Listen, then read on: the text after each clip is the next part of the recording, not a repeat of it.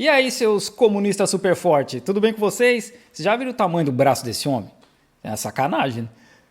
O Jones Manuel postou um vídeo sobre a política industrial chinesa que eu não vi ainda, né? Um monte de gente me mandou, pediu para fazer um react, para comentar e tal. E vamos ver junto. O tema do vídeo de hoje é a política industrial chinesa.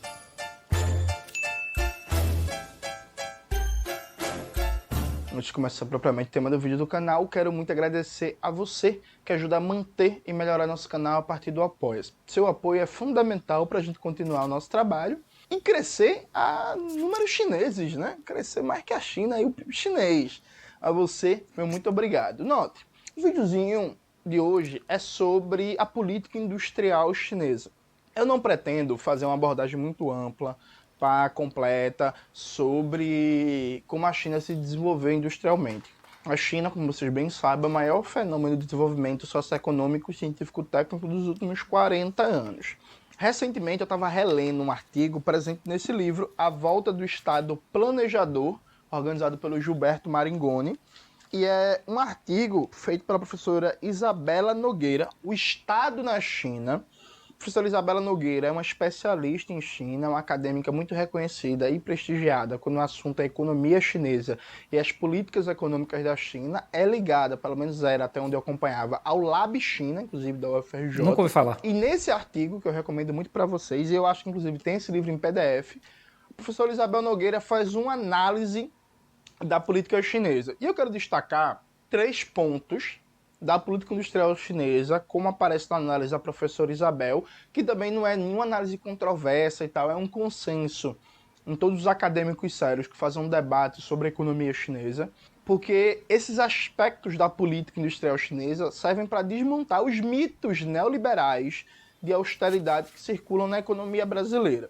Então, a gente vai ler alguns trechos e vai conversando. Logo no começo do artigo, na página 128, a professora Isabel Nogueira faz um debate sobre os aspectos gerais da industrialização chinesa, o que caracteriza, de maneira geral, a forma de regulação da economia chinesa. E prestem atenção no que a professora Isabela Nogueira fala. Nenhuma outra grande economia do mundo exerce controle de capitais tão intensos como a China faz.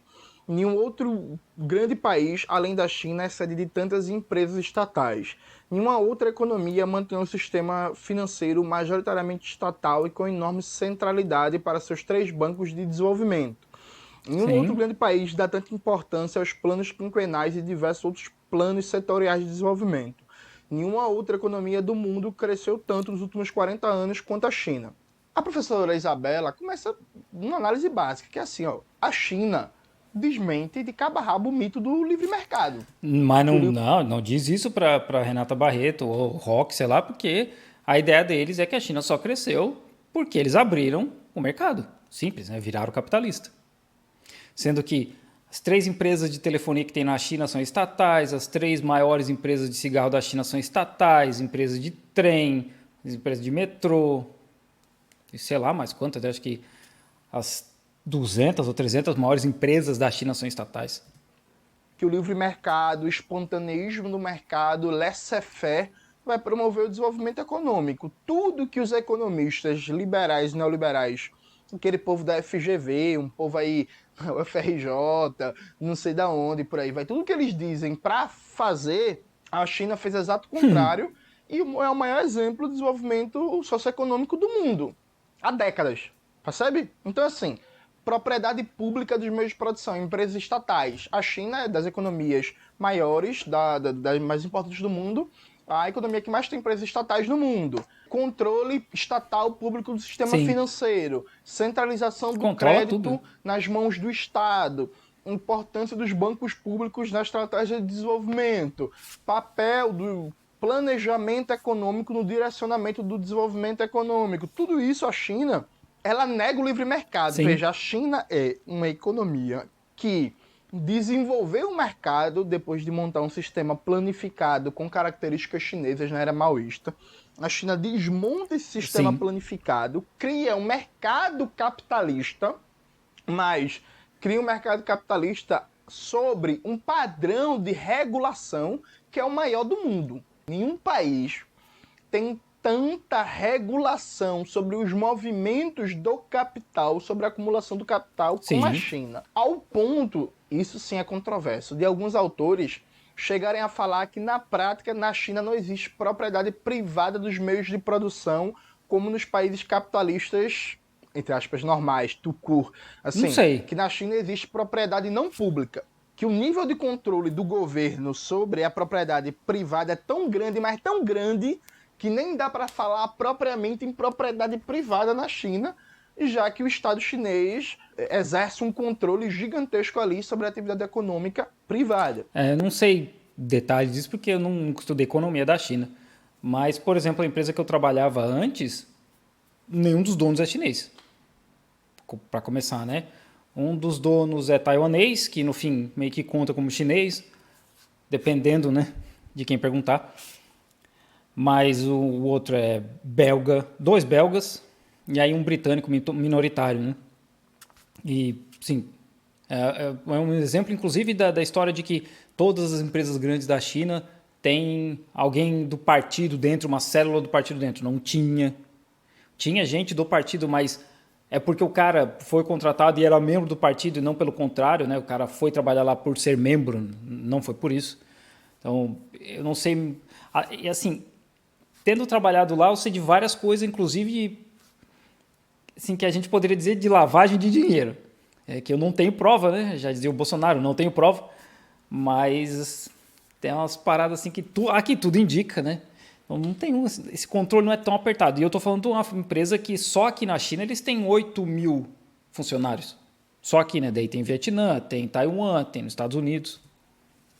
Então, essa é a primeira coisa. O paradigma de desenvolvimento econômico da China é, como diria inclusive o Giovanni Arrighi no Adam Smith em Pequim, não é o desenvolvimento de uma economia de mercado, é uma estratégia de desenvolvimento que usa o mercado capitalista, mas a primazia é do planejamento comandado pela economia pública. Então, esse é o primeiro ponto. É isso, sim.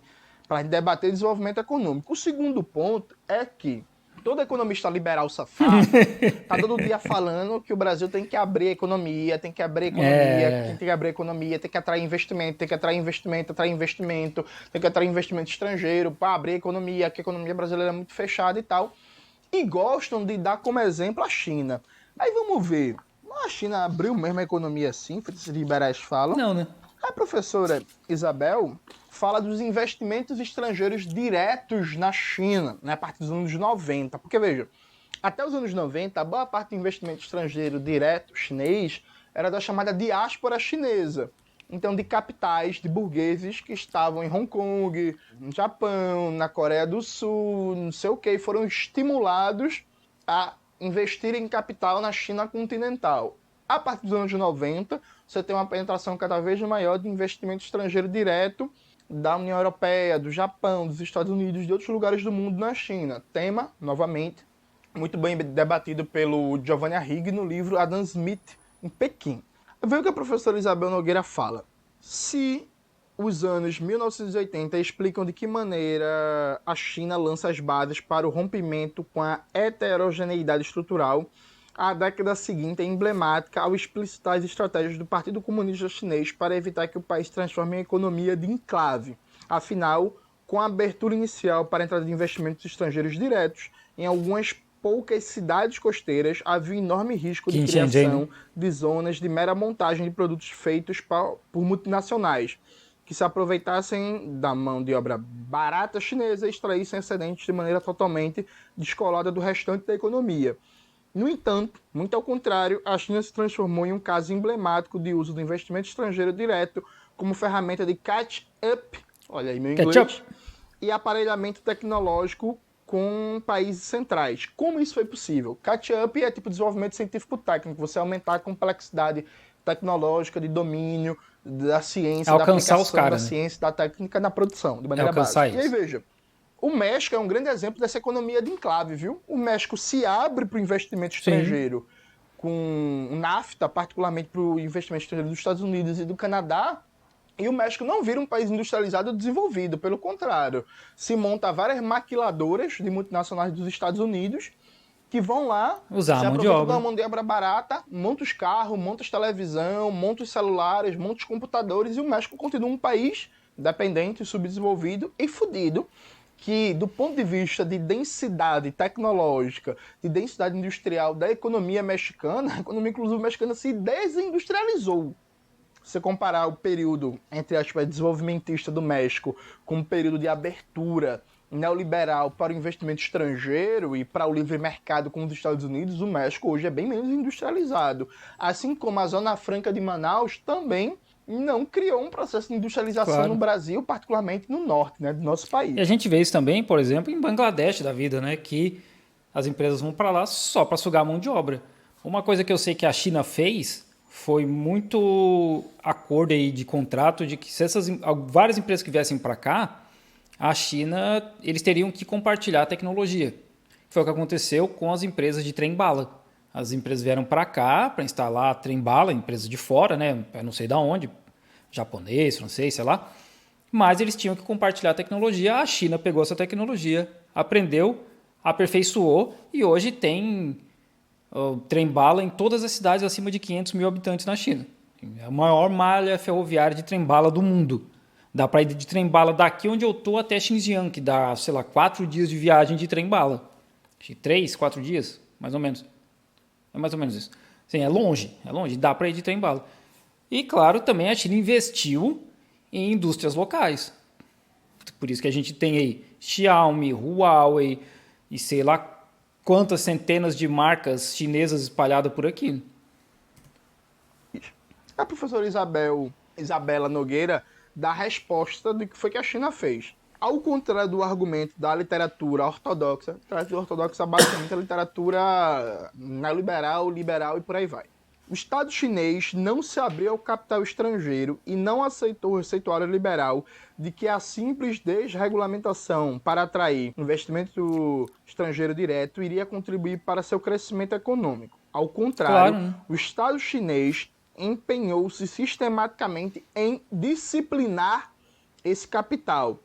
Dentre as várias obrigações impostas ao investimento estrangeiro direto nas décadas de 1990 e 2000 estiveram obrigação de ter parceiros local via formação de joint ventures com empresa estatal chinesa, acordos de transferência tecnológica, que é o que eu falei, regras né? de conteúdo local, definição geográfica da localização das fábricas e cotas para exportação e geração de emprego. Ou E a seja, gente vê, por exemplo, essa questão das cotas no cinema. A China tem uma cota de 34 filmes estrangeiros por ano. Às vezes, dependendo, passa um pouco disso, né? Quando é um filme que é produzido com dinheiro chinês e tem toda a parte política por trás e tal. Mas essa cota, um dos motivos é que a China investe muito na indústria de cinema local. E aí eles criam histórias chinesas para chineses com chineses, né? Toda a indústria chinesa, pessoas trabalhando aqui. É a mesma coisa com o WeChat, o Weibo, o Alipay, o Bilibili. Aqui o chinês não precisa de YouTube, Instagram, Facebook, WhatsApp, não precisa porque a China investiu pesado em aplicativos locais por vários motivos, um deles, né, controle dos dados, e outro que desenvolveu a indústria local. Então, desenvolve a indústria, dá emprego para as pessoas, desenvolve tecnologia e fica aqui. Não fica na mão de meia dúzia de rico no Vale do Silício. veja, vamos imaginar como é que funciona no Brasil. A Ford que abriu a nova fábrica no Brasil. Aí a Ford ganha um terreno, ganha terraplanagem. Isenção de imposto. Desconto de imposto pro resto Sim. da vida, não paga imposto, desconto da conta de água, na conta de luz, não paga ICMS, Não não paga paga um monte de coisa. ISS, não paga IPTU, não paga porra nenhuma. Emprega quantas pessoas quiserem, contrata os fornecedores que quiserem e ainda pega dinheiro do BNDES. E ainda entra nos programas de financiamento. Na China, o bagulho é o seguinte, não, a Ford quer abrir uma fábrica na China. Não, quer? Perfeito. Maravilha. Vem pra cá. Vocês vão vir pra cá. Os fornecedores da fábrica, uma parte deles vão ter que ser empresas locais chinesas. Sim. A gente quer X número de empregos. A gente quer essa cota aqui de exportação dentro da cadeia global da Ford. X% vai sair da fábrica da China. A gente quer transferência tecnológica. Então vocês não vão montar aqui só maquiladora, não. A gente quer o setor de engenharia e desenvolvimento da Ford aqui na China.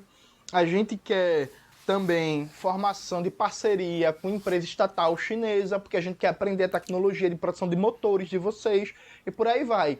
Aí a economia absorve esse conhecimento científico, Sim. técnico, depois, inclusive, cria uma rival chinesa tão melhor que a Ford e manda a Ford embora. Que é o caso da BYD, né? BYD, que é concorrente da Tesla. Esse frame ficou engraçado, o bicho mostrando a língua. Mas a empresa que eu trabalho hoje, a gente tem um programa de investimento do governo. Por mais que seja uma empresa multibilionária, né? O governo ele dá uma grana para a gente investir, mas tem que ser investido em coisas específicas.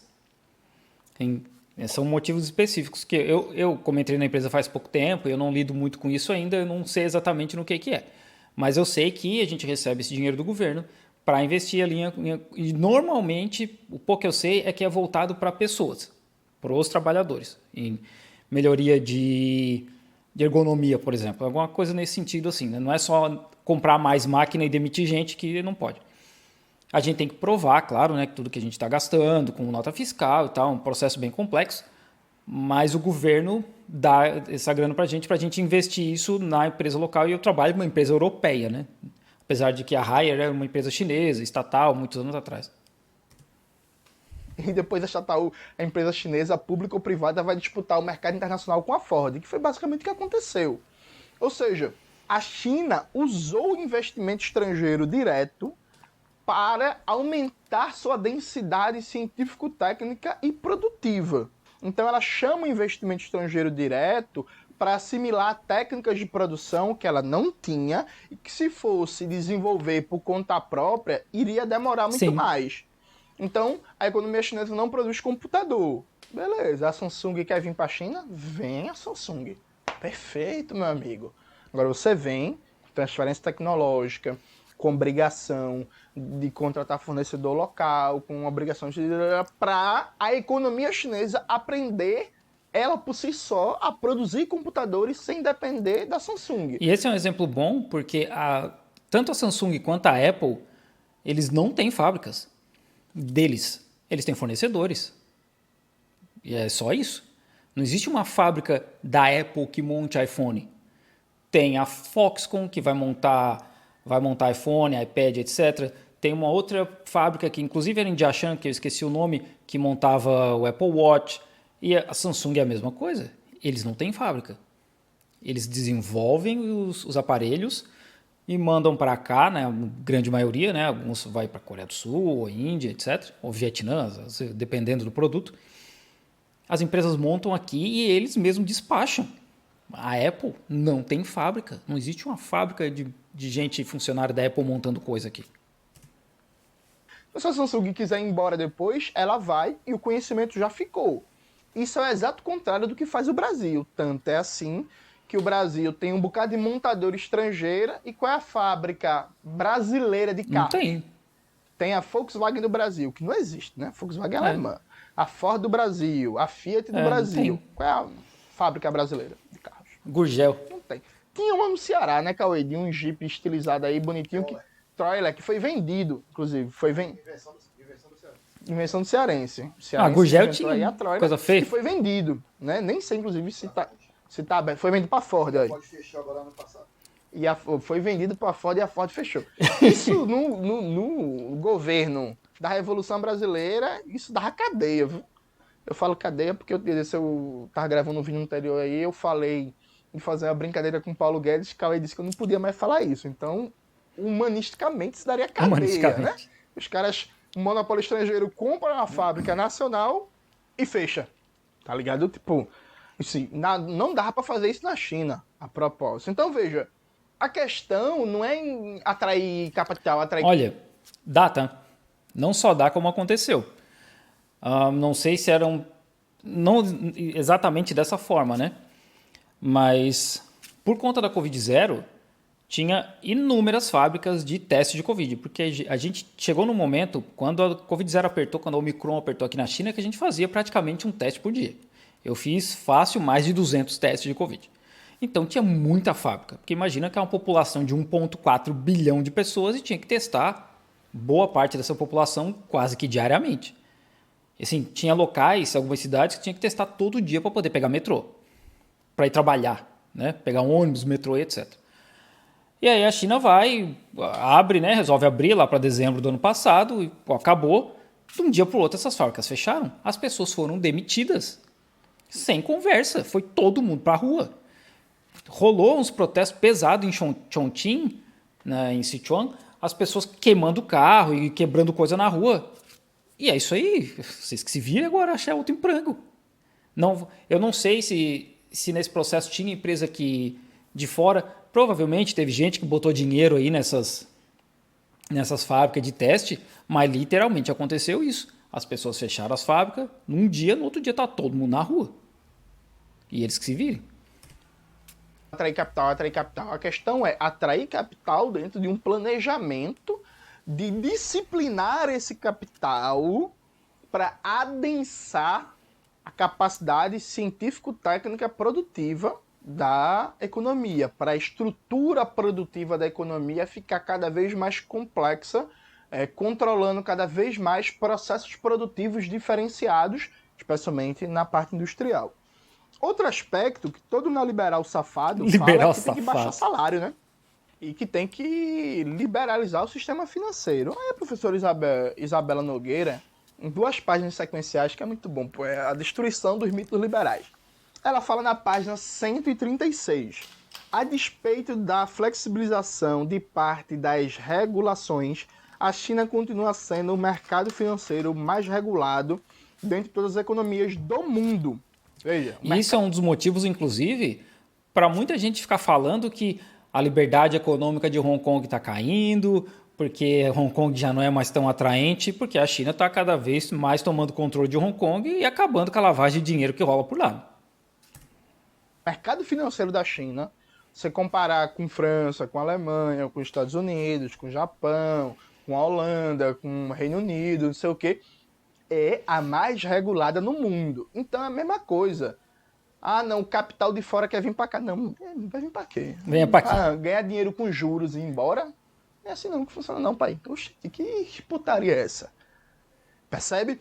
Controlar o fluxo de entrada e saída de capitais é fundamental dentro de um projeto soberano de industrialização. Então, controle do mercado de capitais, controle da conta de capitais, controle do sistema financeiro e do sistema acionário das bolsas de valores é fundamental para qualquer projeto sério de industrialização, desenvolvimento soberano, seja um projeto socialista, seja um projeto nacionalista burguês. Então, por exemplo, a Rússia, evidentemente, não tem o nível de controle que a China tem, porque, enfim, é outro sistema socioeconômico. Mas a Rússia é um projeto burguês de direita, mas nacionalista. Mais nacionalista não. Projeto burguês de direita nacionalista. Sim. A Rússia não tem essa bagunça que tem aqui o Brasil. Que, meu amigo, os caras... Vem capital estrangeiro, fundo de investimento dos Estados Unidos, Nova York. Para quê? Para comprar título da dívida pública, ganhar dinheiro com juros nas alturas, né? Porque agora a taxa de juros foi mantida em mais de 13%, remunera o capital e vai embora. Claro. Entende? Assim, isso é coisa de país subdesenvolvido, país que está no poder, a burguesia, que não tem nenhum tipo de projeto de desenvolvimento econômico de industrialização. Aí na página seguinte, a professora Isabela destrói outro mito, assim, né? Porra, para crescer tem que baixar salário, né? Beleza. A China teve um período de salários muito baixos, anos 80 e anos 90 em particular. Só que isso não é mais a realidade chinesa. Note bem, a década de 2000 também ganha outra marca de uma gestão macroeconômica keynesiana, né, quando observamos os esforços do governo chinês para elevar a massa de salários da economia. Entre 2004 e 2009, o salário médio real da economia chinesa cresceu 81%. E no acumulado de 2004 a 2018, esse crescimento chega a 277%. Reparem, relendo. E no acumulado de 2004 a 2018, esse crescimento chega a 277%. Meu irmão, de 2004 a 2018, a gente dá 14 anos, né? Imagina, em 14 anos, o salário médio real da economia cresceu 277%. 37%. Percebe? Então, assim, essa conversa que a China é o país da mão de obra barata, semi-escrava, não sei o que, isso é conversa, viu, gente? Assim, quem fala isso é um ignorante de pai e mãe quarteirão sobre a realidade da economia chinesa, assim. O fato de ter crescido 277% não quer dizer que ainda não é uma mão de obra barata, porque ainda é. Não é barato realmente como era nos anos 80, anos 90, mas se não fosse uma mão de obra barata, as fábricas não estavam aqui. Eu sempre falo, né, que quando a gente fala sobre esse assunto, de que é basicamente três pilares. Um é a mão de obra, que ainda é barato. Dois é a logística, que ninguém consegue produzir muita coisa no volume e entregar no volume que a China produz. E outra é produzir na qualidade que a China produz. Que essa história de Xing Ling é porque só chega aí produto de loja de 99, né, no Brasil, por exemplo. Então, mas a maioria de ar-condicionado, iPhone, iPad, produto da Samsung, tudo fabrica aqui. E são produtos de alta tecnologia. Então, são esses três pilares. Ainda é uma mão de obra barata. Mas se a gente for comparar, por exemplo, um operador da nossa fábrica ganha 6 mil RMB por mês. Isso vai dar uns 4 mil reais por mês. Um operador com, sei lá, ensino médio. Às vezes nem isso. É um cara que basicamente sabe ler, escrever e está lá montando máquina de lavar roupa e tirando esse salário. Aí o aluguel do cara no dormitório é 300 por mês. E aí o cara come comida chinesa nos restaurantezinhos local, é 15 a refeição. E o cara ganha 4 conto. Então, não é assim uma nossa, assim, 6 mil RMB, né? Não é assim uma coisa nossa, que salário alto é um salário ok, mas não é assim extremamente alto, não.